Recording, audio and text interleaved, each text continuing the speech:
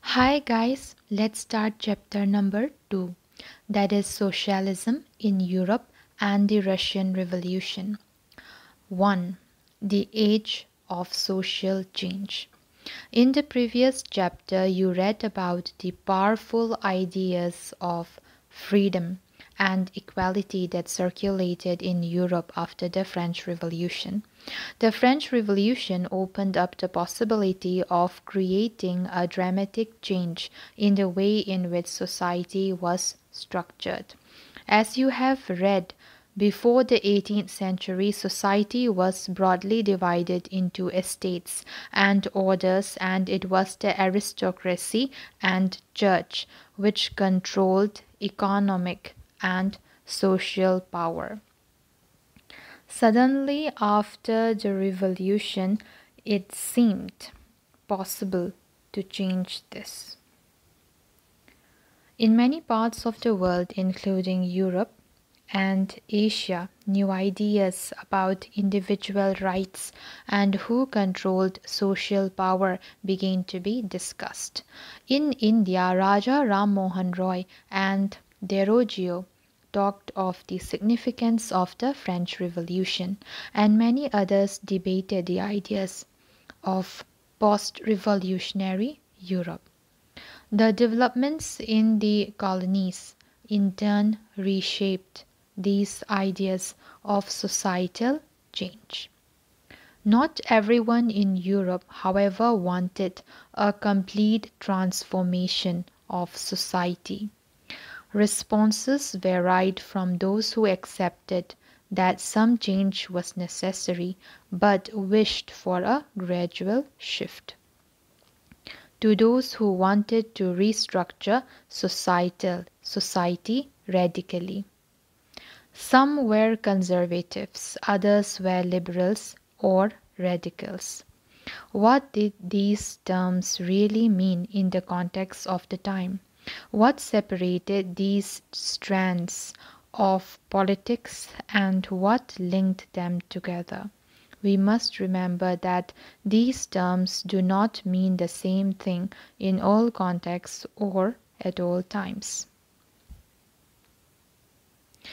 We must look briefly at some of the important political traditions of the 19th century and see how they influenced change. Then we will focus on the one historical event in which there was an attempt of a radical transformation of society. Through the revolution in Russia, socialism became one of the most significant and powerful ideas to shape society in the 20th century. 1.1 Liberals, radicals, and conservatives.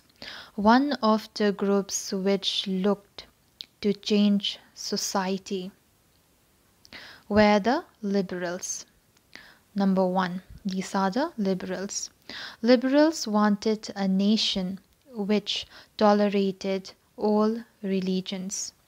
We should remember that at this time, European states usually discriminated in favor of one religion or another. Britain favored the Church of England. Austria and Spain favored the Catholic Church.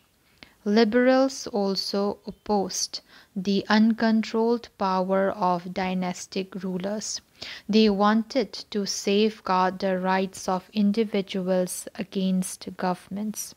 They argued for a representative, elected parliamentary government, subject to laws interpreted by a well-trained judiciary that was independent of rulers and officials. However, they were not Democrats. They did not believe in universal adult franchise, that is, the right of every citizen to vote. They felt men of property mainly should have the vote. They also did not want the vote for women. So the second one are the radicals. In contrast, radicals wanted a nation in which government was based on the majority of a country's population. Many supported women's suffragette movement. Unlike liberals, they opposed the privileges of great landowners and wealthy factory owners.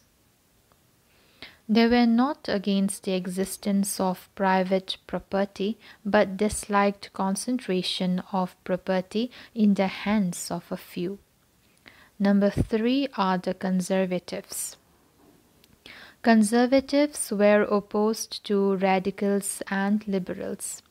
After the French Revolution, however, even conservatives had opened their minds to the need for change. Earlier, in the 18th century, conservatives had been generally opposed to the idea of change. By the 19th century, they accepted that some change was inevitable, but believed that the past had to be respected and change had to be brought about through a slow process. So they want the change to be slow. So they are the conservatives. Such differing ideas about societal change clashed during the social and political turmoil that followed the French Revolution. The various attempts at revolution and national transformation in the 19th century helped define both the limits and potential of these political tendencies. Now let's come to 1.2. Industrial society and social change. Suffragette movement, a movement to give women the right to vote. These political trends were signs of a new time.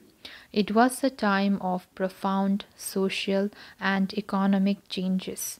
It was a time when new cities came up and new industrialized regions developed. Railways expanded and the Industrial Revolution occurred. Industrialization brought men, women, and children to factories. So the industrialization brought men, women, and children to factories. Work hours were often long, and wages were poor. Unemployment was common, particularly during times of low demand for industrial goods. Housing and sanitation were problems since towns were growing rapidly. So housing and sanitation were problems. Liberals and radicals searched for solutions to these issues. So we have a figure. Figure 1. The London poor in the mid-19th century as seen by a contemporary. From Henry Mayhew, London Labour and the London Poor, 1861.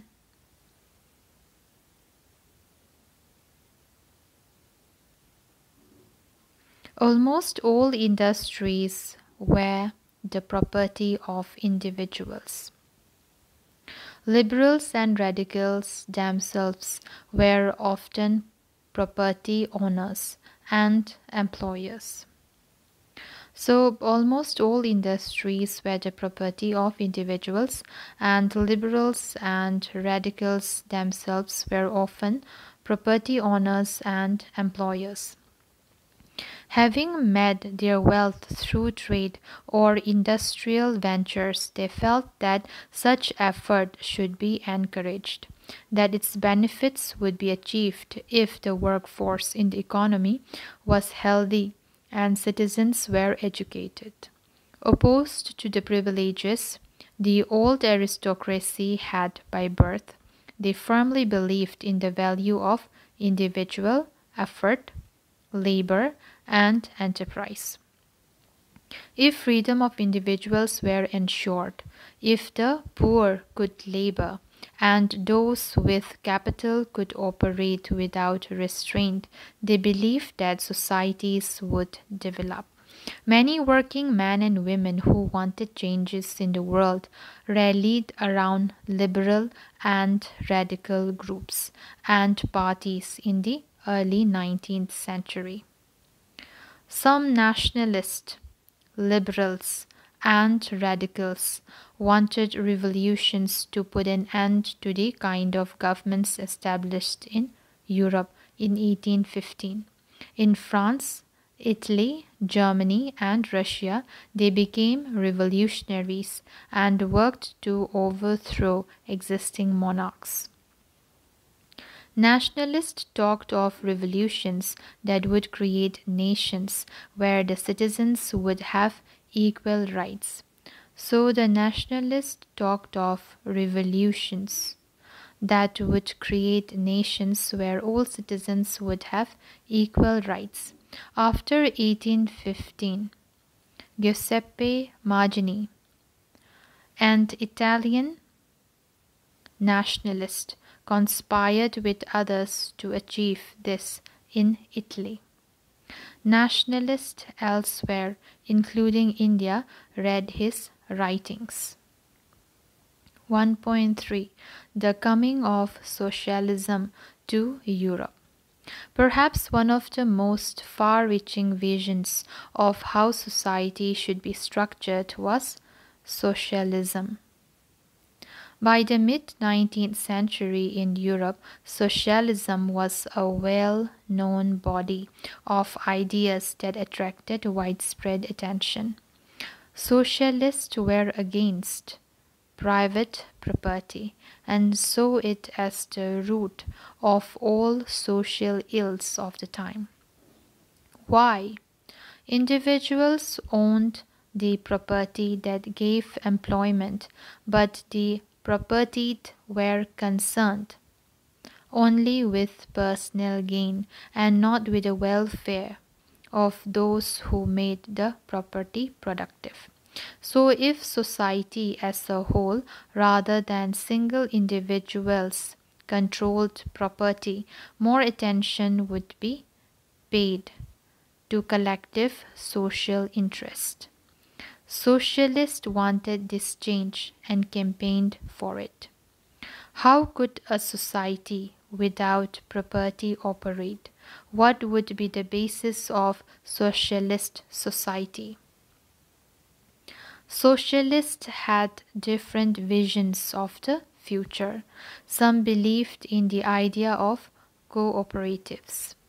Some believed in the idea of cooperatives. Robert Owen, 1771 to 1858, a leading English manufacturer, sought to build a cooperative community called New Harmony in Indiana, that is, USA. Other socialists felt that cooperatives could not be built on a wide scale, only through individual initiative.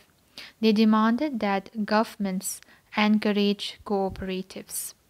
In France, for instance, Louis Blanc, 1813 to 1882, wanted the government to encourage cooperatives and to replace capitalist enterprises. These cooperatives were to be associations of people who produced goods together and divided the profits according to the work done by members. Karl Marx, 1818 to 1883, and Friedrich Engels, 1820 to 1895, added other ideas to this body of argument. Marx argued that individual society was capitalist.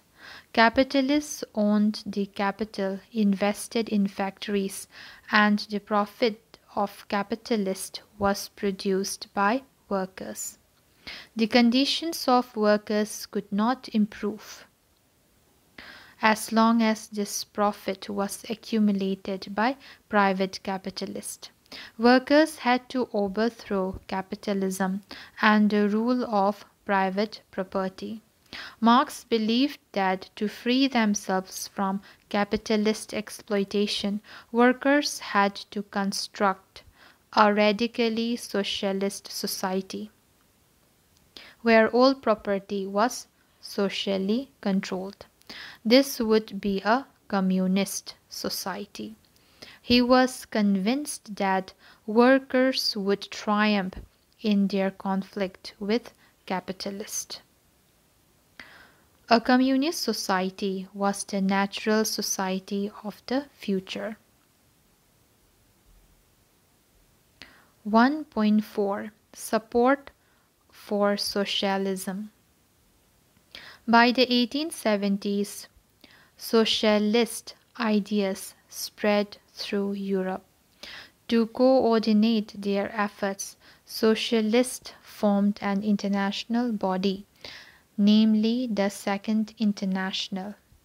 So the body was called the Second International.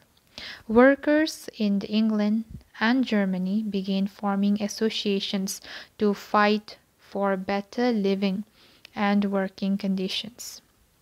They set up funds to help members in times of distress and demand a reduction of working hours and the right to vote. In Germany, these associations worked closely with the Social Democratic Party (SPD) and helped it win parliamentary seats.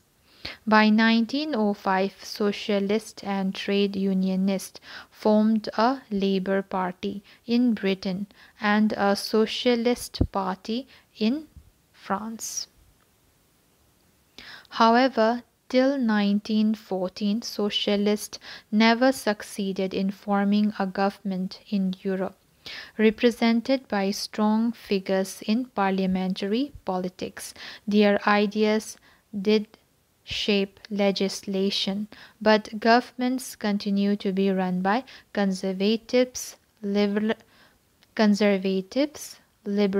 and radicals.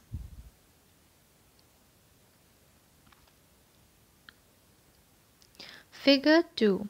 This is a painting of the Paris Commune of 1871. Paris Commune. From Illustrated London News, 1871. It portrays a scene from the popular uprising in Paris between March and May 1871. It was a period when the town council, Commune, of Paris was taken over by a people's government consisting of workers, ordinary people, professionals, political activists, and others. The uprising emerged against a background of growing discontent against the policies of the French state. The Paris Commune was ultimately crushed by government troops, but it was celebrated by socialists the world over as a prelude to a socialist revolution. The Paris Commune is also popularly remembered for two important legacies. So the first one is that for its association with the workers' red flag. That was the flag adopted by the communards,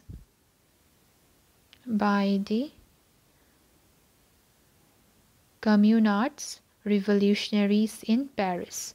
2. For the Marseillaise, originally written as a war song in 1792, it became a symbol of the Commune and of the struggle for liberty. Number 2. The Russian Revolution. Here's a figure, figure 3. Tsar Nicholas II in the White Hall of the Winter Palace, St. Petersburg, 1900. Painted by Ernest Lipgott, 1847 to 1932. In one of the least industrialized of European states, this situation was reversed. Socialists took over the government in Russia through the October Revolution of 1917. So we have got the October Revolution of 1917 in Russia. The fall of monarchy in February 1917 and the events of October are normally called the Russian Revolution. How did this come about? What were the social and political conditions in Europe when the revolution occurred? To answer these questions, let us look at Russia a few years before the revolution. 2.1 The Russian Empire in 1914. In 1914, Tsar Nicholas II ruled Russia and its empire. Besides the territory around Moscow, the Russian Empire included current-day Finland, Latvia, Lithuania, Estonia, parts of Poland, Ukraine, and Belarus. It stretched to the Pacific and comprised today's Central Asian states, as well as Georgia, Armenia, and Azerbaijan. The majority religion was Russian Orthodox Christian. So the majority religion was Russian Orthodox Christianity, which had grown out of the Greek Orthodox Church, but the empire also included Catholics, Protestants, Muslims, and Buddhists. So we have another figure. Figure 4, Europe in 1914. The map shows the Russian Empire and the European countries at war during the First World War. So here is the Russian Empire. Here is the Russian Empire. Okay. Then 2.2 Economy and Society. We have another figure, figure 5. Unemployed peasants in pre-war St. Petersburg. Many survived by eating at charitable kitchens and living in poor houses. At the beginning of the 20th century, the vast majority of Russia's people were agriculturists. They were agriculturists. About 85% of the Russian Empire's population earned their living from agriculture. This proportion was higher than in most European countries. For instance, in France and Germany, the proportion was between 40% and 50%. That is, the percentage of the agriculturists were 40% and 15% in France and Germany. In the empire, cultivators produced for the market as well as for their own needs, and Russia was a major exporter of grain. Russia was a major exporter of grain. Industry was found in pockets. Prominent industrial areas were St. Petersburg and Moscow. These are the industrial areas. Craftsmen undertook much of the production, but large factories existed alongside craft workshops. Many factories were set up in the 1890s. So in the 1890s, many factories were set up when Russia's railway network was extended and foreign investment in industry increased. Coal production doubled. So coal production doubled, and iron and steel output quadrupled. By the 1900s, in some areas, factory workers and craftsmen were almost equal in number. So by 1900s, in some areas, factory workers and craftspersons were almost equal in number. Most industry was the private property of industrialists. So during this time, most industries was the private property of industrialists. Government supervised large factories to ensure minimum wages and limited hours of work, but factory inspectors could not prevent rules being broken. In craft units and small workshops, the working day was sometimes 15 hours compared with 10 or 12 hours in factories. Accommodations varied from rooms to dormitories. So, workers were a divided social group. So, workers were divided among them. Some had strong links with the villages from which they came. Others had settled in cities permanently.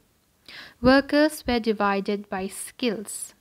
A metal worker of St. Petersburg recalled, "Metal workers considered themselves aristocrats among other workers.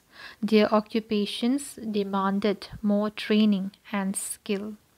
Women made up 31% of the factory labor force by 1914, but they were paid less than men, between half and three-quarters of a man's wage."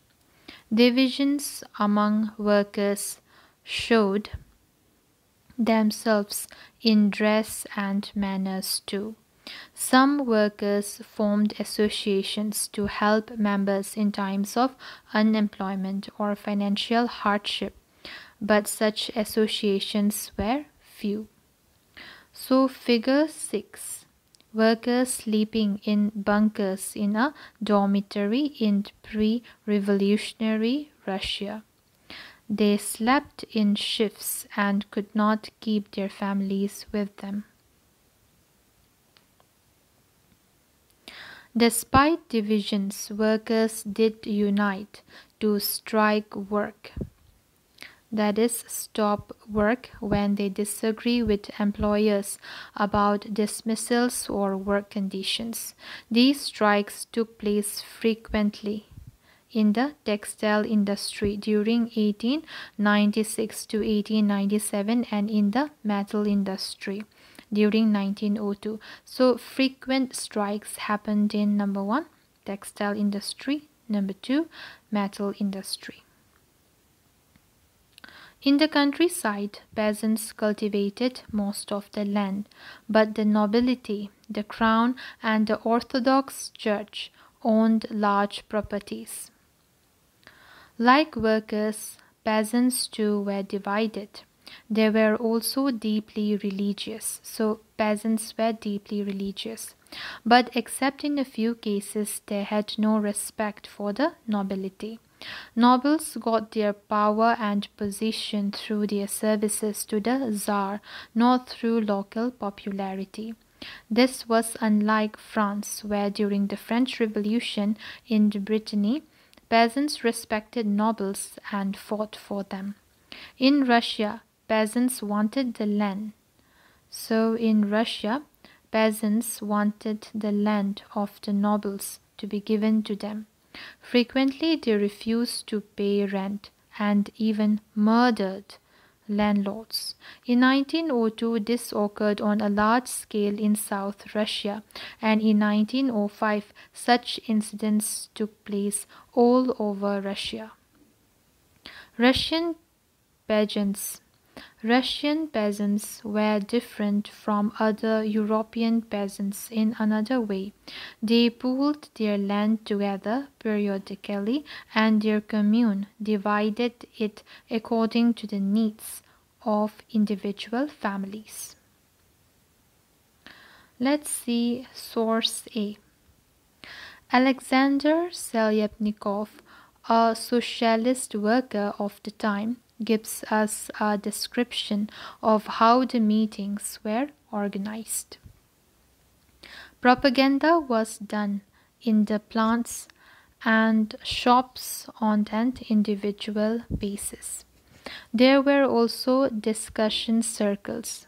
Legal meetings took place on matters concerning official issues. But this activity was skillfully integrated into the general struggle for the liberation of the working class. Illegal meetings were arranged on the spur of the moment, but in an organized way during lunch, in evening breaks, in front of the exit, in the yard, or in establishments with several floors on the stairs.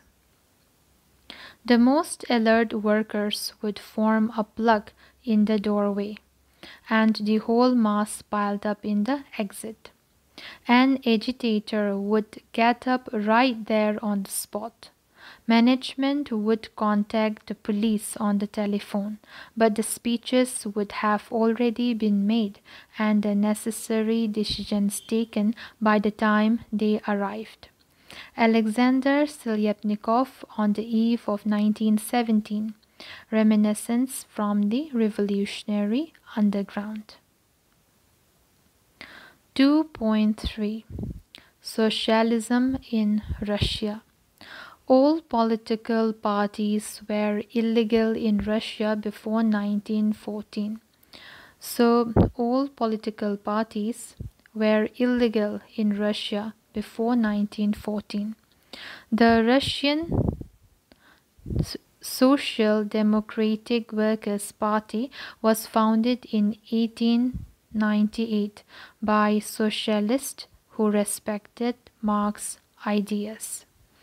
However, because of government policing, it had to operate as an illegal organization. It set up a newspaper, mobilized workers, and organized strikes. Some Russian socialists felt that the Russian peasant custom of dividing land periodically made them natural socialists. So peasants, not workers, would be the main force of the revolution. So peasants and not workers would be the main force of the revolution, and Russia could become socialist more quickly than other countries. Socialists were active in the countryside through the late 19th century. They formed the Socialist Revolutionary Party in 1900. This party struggled for peasants' rights and demanded that land belonging to nobles be transferred to peasants. So another party, Socialist Revolutionary Party in 1900 was formed, and the members were mainly peasants. So this party struggled for peasants' rights and demanded that land belonging to nobles be transferred to peasants. Social Democrats disagreed with socialist revolutionaries. So we know that there were two parties. The first one was Social Democratic Workers' Party, which was formed in 1898, and another one is the Socialist Revolutionary Party, formed in 1900. So we find that the Social Democrats disagreed with socialist revolutionaries about peasants. Lenin felt that peasants were not one united group. Some were poor and others rich. Some worked as laborers while others were capitalists who employed workers. Given this differentiation within them, they could not all be part of a socialist movement. The party was divided over the strategy of organization. Vladimir Lenin, who led the Bolshevik group, so the Vladimir Lenin, who led the Bolshevik group, thought that in a repressive society like Tsarist Russia, the party should be disciplined and should control the number and quality of its members. Others, Mensheviks, thought that the party should be open to all, as in Germany. 2.4 A turbulent time, the 1905 revolution. Russia was an autocracy. So, Russia wasn't autocracy. Autocracy, it means absolutism, a system of government by one person with absolute power. Unlike other European rulers, even at the beginning of the 20th century, the Tsar was not subject to parliament. So the Tsar was not subjected to parliament. Liberals in Russia campaigned to end this state of affairs. Together with the Social Democrats and Socialist revolutionaries, they worked with peasants and workers during the revolution of 1905 to demand a constitution. They were supported in the empire by nationalists. In Poland, for instance, and in Muslim-dominated areas by jihadists who wanted modernized Islam to lead their societies. So, what is this jihadist? Muslim reformers within the Russian Empire. So, real wage reflects the quantities of goods which the wages will actually buy.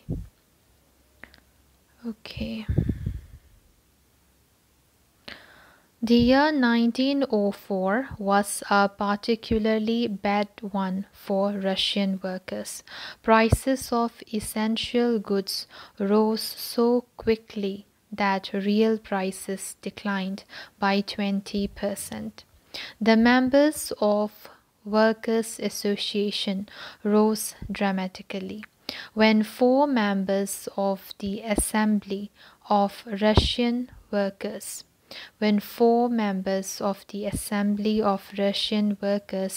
which had been formed in 1904, were dismissed at the Putilov Iron Works, there was a call for industrial action. Over the next few days, over 110,000 workers in St. Petersburg went on strike, demanding a reduction in the working day to 8 hours. So they were demanding the reduction in the working day to 8 hours and increase in wages and improvement in working conditions.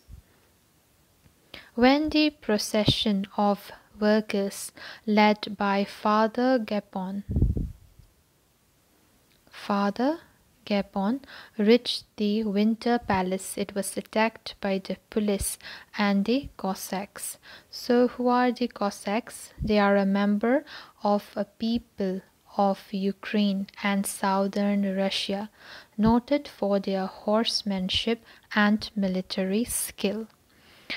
So over 100 workers were killed and about 300 wounded. The incident known as Bloody Sunday.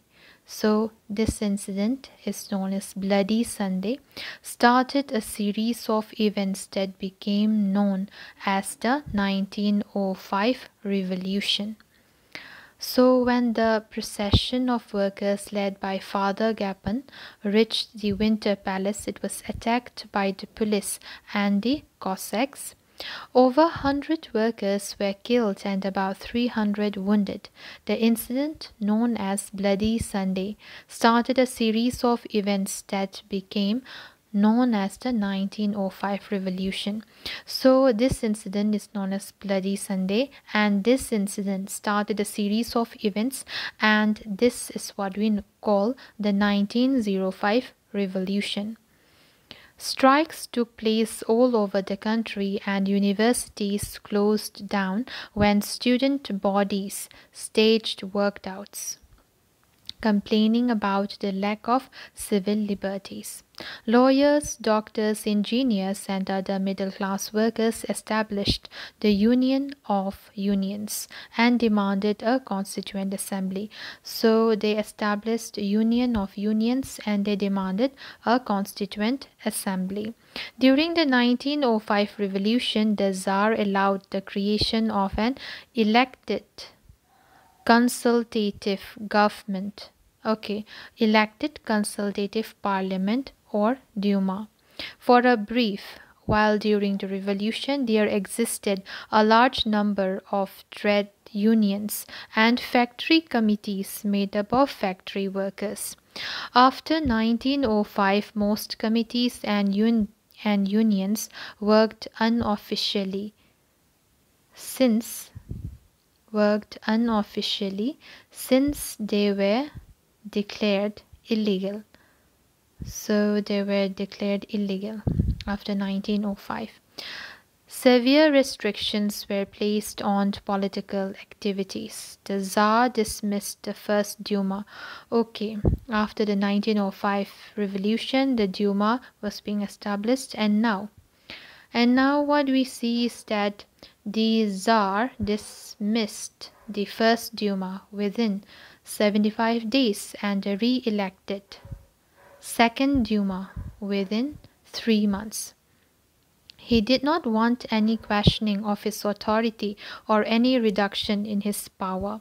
He changed the voting laws and packed the third Duma with conservative politicians. Liberals and revolutionaries were kept out. So what he did by the third Duma was that he only put those conservative politicians in the Duma, and the others like the liberals to revolutionaries, they were all kept out of the Duma. So we have 2.5, that is the First World War and the Russian Empire. In 1914, war broke out between two European alliances, that is Germany, Austria, and Turkey, the Central Powers, and France, Britain, and Russia, later Italy and Romania. Each country had a global empire, and the war was fought outside Europe as well as in Europe. This was the First World War. So this was the First World War. So we see that in 1914 a war broke out between two European alliances, Germany, Austria, and Turkey. They are the central forces. And France, Britain, and Russia. Later, Italy and Romania.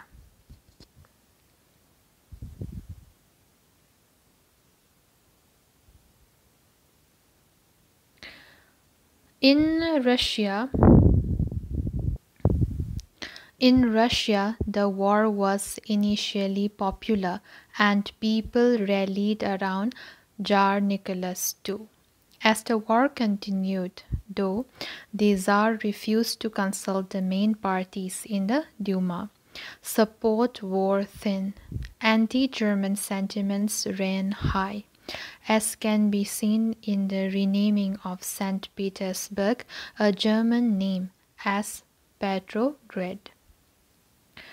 The Tsarina, Alexandra's German origins, and poor advisors, especially a monk called Rasputin, made the autocratic unpopular.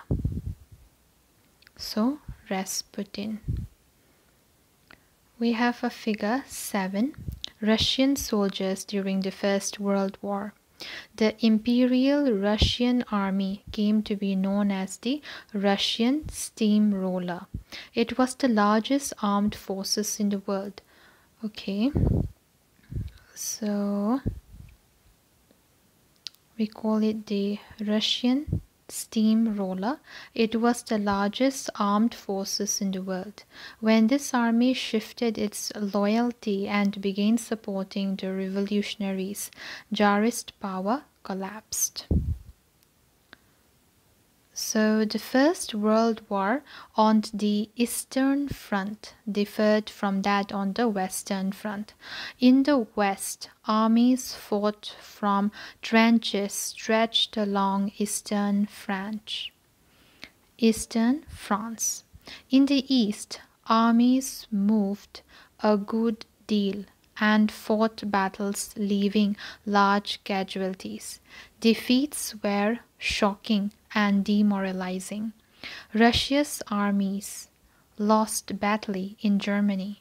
So the Russia's armies lost badly in Germany and Austria between 1914 and 1916. There were over 7 million casualties by 1917. As they retreated, the Russian army destroyed crops and buildings to prevent the enemy from being able to live off the land. The destruction of crops and buildings led to over 3 million refugees in Russia. The situation discredited the government and the Tsar. Soldiers did not wish to fight such a war. The war also had a severe impact on industry. Russia's own industries were few in number, and the country was cut off from other suppliers of industrial goods by German control of the Baltic Sea. So Russia's own industries were few in number, and the country was cut off from other suppliers of industrial goods by German control of the Baltic Sea. So the Baltic Sea was under the German control. Industrial equipment disintegrated more rapidly in Russia than elsewhere in Europe. By 1916, railway lines began to break down. Able-bodied men were called up to the war. As a result, there were labor shortages and small workshops producing essentials were shut down. Large supplies of grain were sent to feed the army. For the people in the cities, bread and flour became scarce.